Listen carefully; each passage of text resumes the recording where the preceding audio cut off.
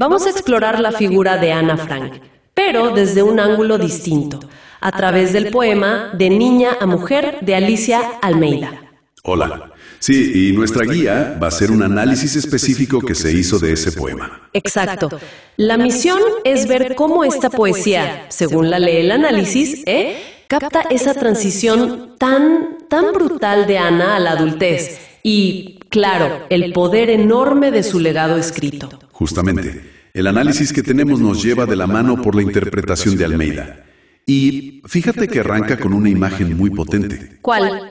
El poema presenta a Ana Frank como una, y cito, niña adulta en sentimientos. Una frase fuerte, ¿no? Sí, niña adulta. El análisis profundiza en qué significa eso exactamente en el poema.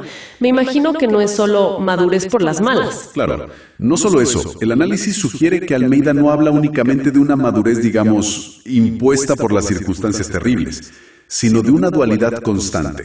¿Una dualidad? Sí, es como la imagen de una niña intentando procesar horrores que ni podemos imaginar, pero con las herramientas emocionales que, lógicamente, todavía estaban en desarrollo.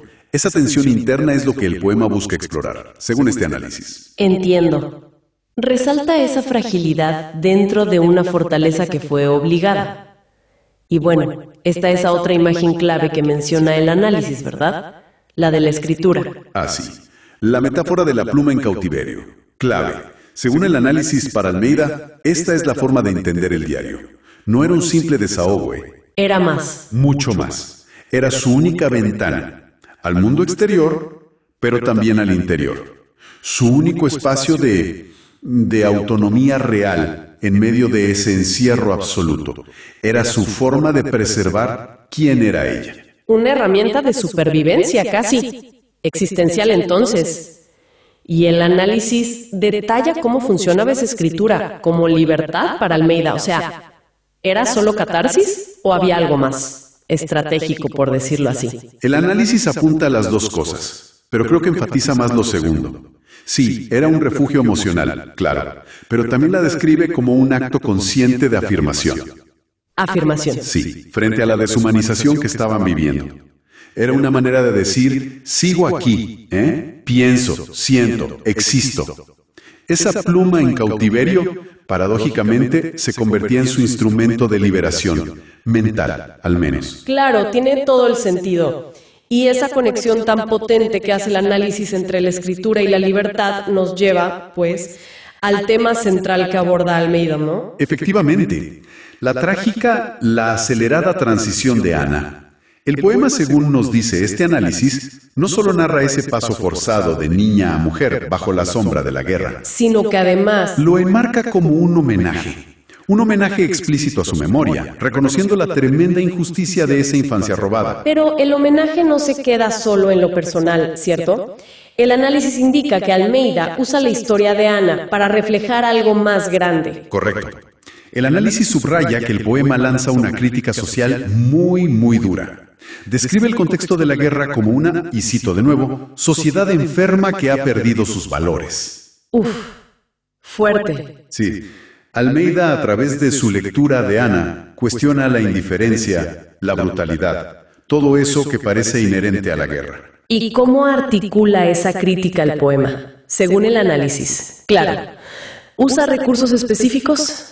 Bueno, menciona el uso de preguntas retóricas.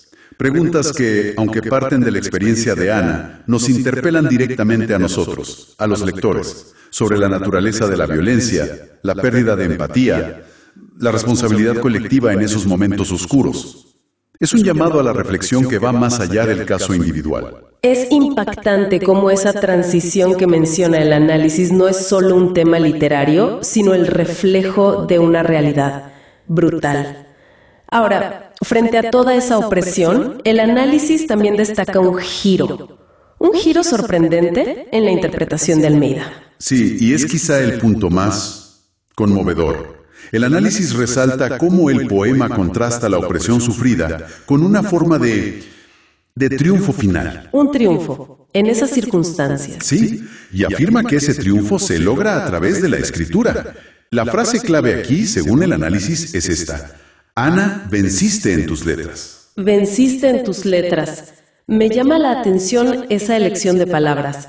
El análisis explora qué tipo de victoria es esa. Obviamente no es una victoria convencional. Para nada. El análisis lo interpreta como una victoria testimonial y moral. Ella no pudo vencer físicamente a sus perseguidores, eso es obvio, pero su voz plasmada en el diario gracias a esa pluma en cautiverio, sobrevivió. ¿Sobrevivió? Y trascendió el horror, se convirtió en un testimonio universal contra la barbarie. Entonces, la escritura no solo fue libertad en el momento, sino también trascendencia, póstuma, pero trascendencia al fin. Precisamente, el análisis argumenta que el poema ve cómo el diario y el nombre de Ana transforman ese estigma de víctima en un símbolo de dignidad, de resistencia intelectual. Su legado escrito, pues, se convierte en su victoria perdurable, una voz que se negó a ser silenciada por completo.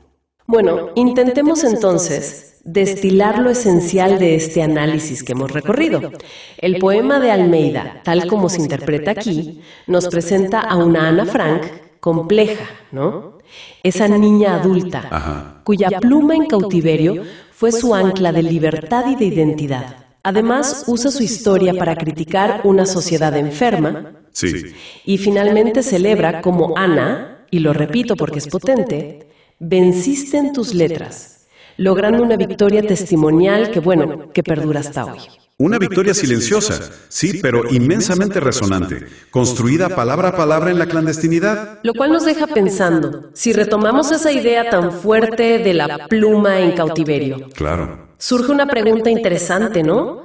¿Hasta qué punto puede la escritura personal, esa que nace incluso de las circunstancias más asfixiantes, más extremas, convertirse no solo en un refugio momentáneo, sino en una auténtica forma de trascendencia?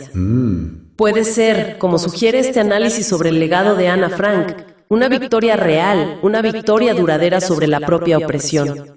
Ahí queda la reflexión.